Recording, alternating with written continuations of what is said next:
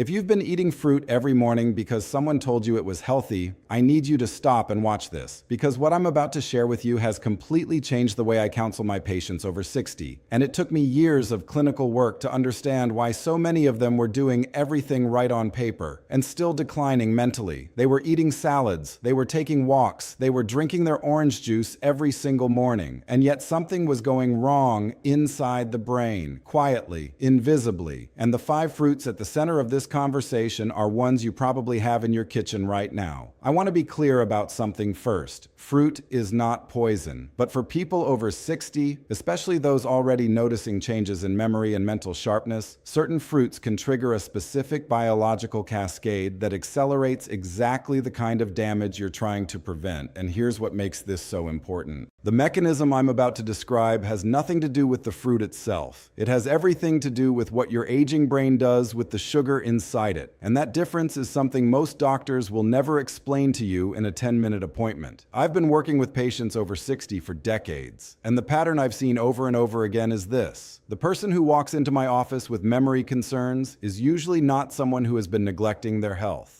They're someone who thought they were doing the right things. And that's what makes this so heartbreaking, because the damage doesn't announce itself. You don't feel it happening. You just start noticing that you walked into the kitchen and forgot completely why you went in there. Or you're in the middle of a sentence and a word you've used your whole life, just disappears. Or you read the same paragraph 3 times and nothing sticks. And every single time that happens, there's a voice in the back of your mind that asks the question you're terrified to answer. Is this how it starts? I want you to know something. That fear is not irrational. It is the most rational response in the world to what you are experiencing. More than 6 million Americans are living with Alzheimer's right now. That number is expected to double by 2050. And the research is increasingly clear that the damage doesn't begin when the diagnosis is made. It begins 10, 15, 20 years earlier in the form of silent inflammation, oxidative stress, and something called insulin resistance in the brain. And that last one, insulin resistance in the brain, is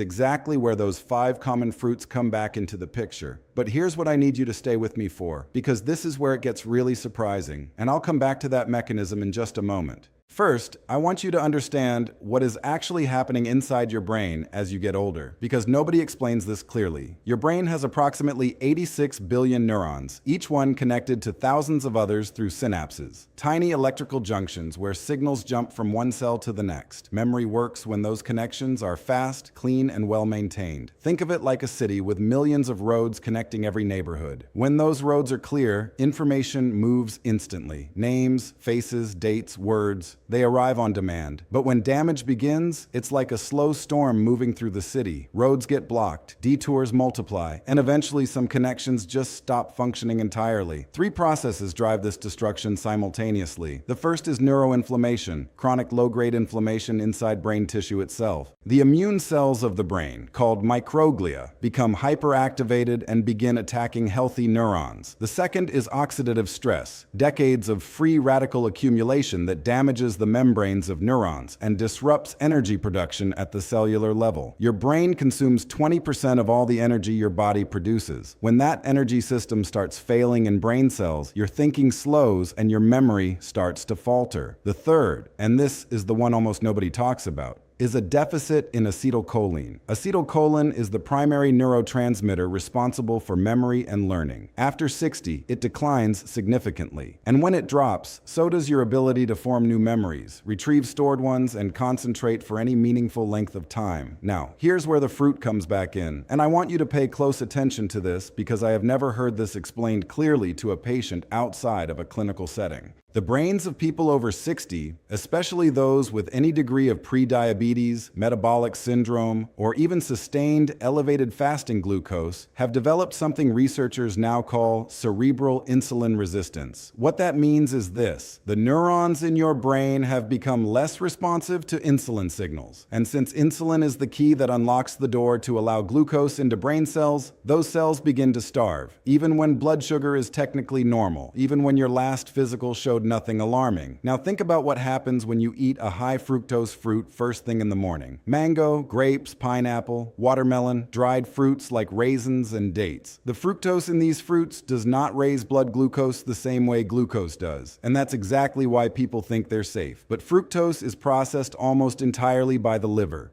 And in large amounts, it drives something called de novo lipogenesis. It converts directly to fat, and it directly promotes insulin resistance at the cellular level over time. It also produces uric acid as a byproduct, which generates oxidative stress, and it bypasses the satiety hormones that would otherwise tell your brain you've had enough. The result is a pattern of repeated metabolic insults morning after morning that quietly worsen the very insulin resistance that is already starving your neurons. I've seen this destroy cognitive health gradually over years, and it didn't have to happen. Now, I want to be honest with you. This is not a reason to fear all fruit forever. But for someone over 60 who is already noticing cognitive changes, the combination of cerebral insulin resistance and daily high fructose fruit consumption is the equivalent of slowly draining the fuel tank of a brain that is already running on reserve. And that is serious. That is the kind of thing I wish I could tell every patient I see before it reaches the point of no return. If what I'm sharing today is new to you, and I suspect it is, make sure you subscribe to this channel. I release critical health information for people over 60 every week. Information your doctor may not have time to share in a routine appointment. Hit the subscribe button below. It costs nothing, and it could be one of the most important health decisions you make today. Now let me tell you about a patient. I'll call him Harold, 71 years old, retired engineer, sharp man, extraordinarily sharp his whole career. He came to me after his wife called me directly, concerned. She said Harold had started forgetting names, not strangers' names, family names. He'd gotten lost driving home from the grocery store he'd used for 15 years, and he was hiding it. She'd seen him writing names on sticky notes and hiding them around the house. Harold sat in my office and told me he'd been eating well, exercising, taking a multivitamin, having a fruit smoothie every morning, mango, pineapple, a handful of raisins. He was doing everything right, except that smoothie, every single morning, was feeding a metabolic process that was worsening the one thing threatening his mind. We made changes, targeted, specific changes, and within several months, his wife called me again, different tone entirely. Harold's story is not unique. I have seen versions of it hundreds of times, and what it illustrates is something that keeps me up at night about the current state of health advice for people over 60. The general guidance, eat more fruit, eat less fat, take a walk, is not wrong, but it is dangerously incomplete because the brain after 60 operates under different rules, and nobody is telling you what those rules are. This isn't just about forgetting where you put your keys. I want you to understand what is actually at stake when cognitive decline goes unaddressed. It starts with the small things, the word that won't come, the room you walked into for a reason you can't recall. But here's how it progresses if the underlying damage continues unchecked. Concentration becomes harder, reading becomes effortful, conversations in groups become exhausting because you can't keep track of who said what. You start avoiding social situations, not because you don't want to be there, but because the fear of being exposed is worse than the loneliness.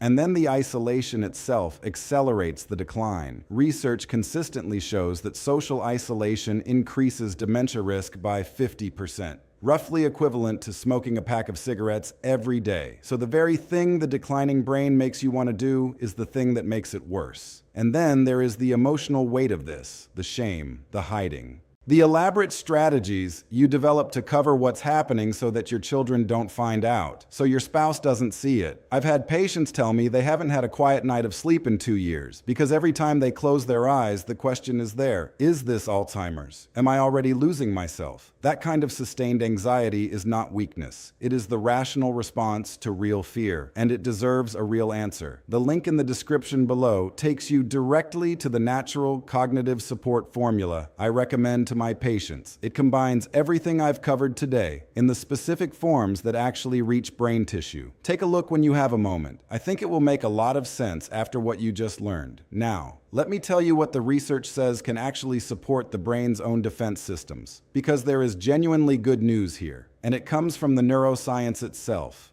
The first compound I want to tell you about is Bacopa monnieri. This is an herb with thousands of years of use in Ayurvedic medicine, and it is now one of the most rigorously studied natural compounds for cognitive function. Multiple randomized controlled trials support its role in memory and cognitive performance. What makes it particularly relevant is that it works on several pathways at once. It inhibits the enzyme that breaks down acetylcholine, which means more of that critical memory neurotransmitter stays available in the brain. Simultaneously, it reduces neuroinflammation and protects neurons from oxidative damage. In clinical terms, it addresses three of the core processes I described earlier in a single compound. The second is lion's mane mushroom, Hericium erinaceus. This one generates genuine excitement in the neuroscience community for a very specific reason. It is the only natural compound identified so far that stimulates the production of nerve growth factor, NGF. NGF is the protein your brain requires to maintain, repair, and grow neurons. Published research demonstrates that lion's mane stimulates NGF synthesis directly in neuronal cells. Most people have never heard of NGF, but the researchers who study neurodegeneration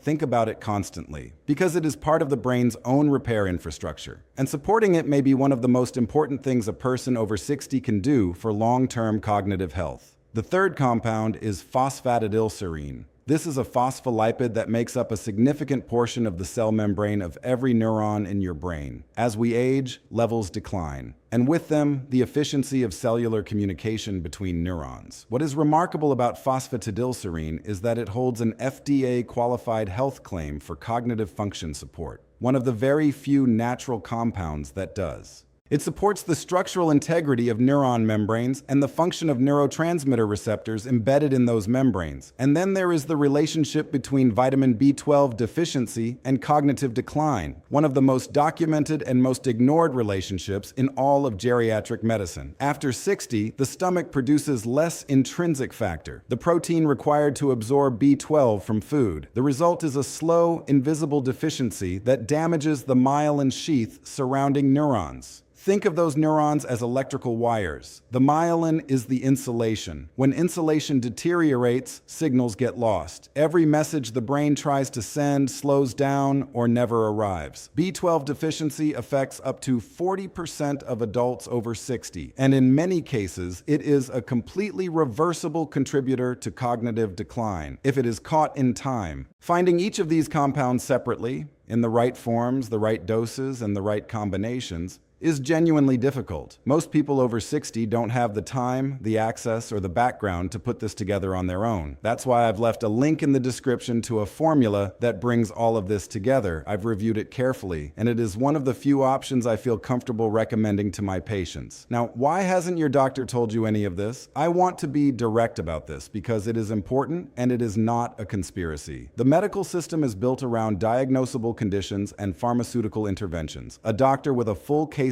and a 10-minute appointment window does not have time to walk you through the metabolic mechanisms of cognitive aging or the research on natural neuroprotective compounds. It is a system problem, not a failure of individual physicians. But the result is that millions of people over 60 are navigating this terrain completely alone and suffering unnecessarily. You are not powerless here. That is what I need you to take away from everything I've shared today. Your brain retains a remarkable capacity for adaptation, what neuroscientists call neuroplasticity. The right nutritional support, the right metabolic awareness, the right compounds given in the right forms. These things matter. The research says so. My years of clinical practice say so. And the next time you reach for that morning fruit, the mango, the pineapple, the handful of raisins, I want you to remember what I shared today. Not to create fear, but because you now understand something that most people your age will never learn. You understand the mechanism, and understanding the mechanism means you can change the outcome. If today's video opened your eyes to something important, share it with someone you care about.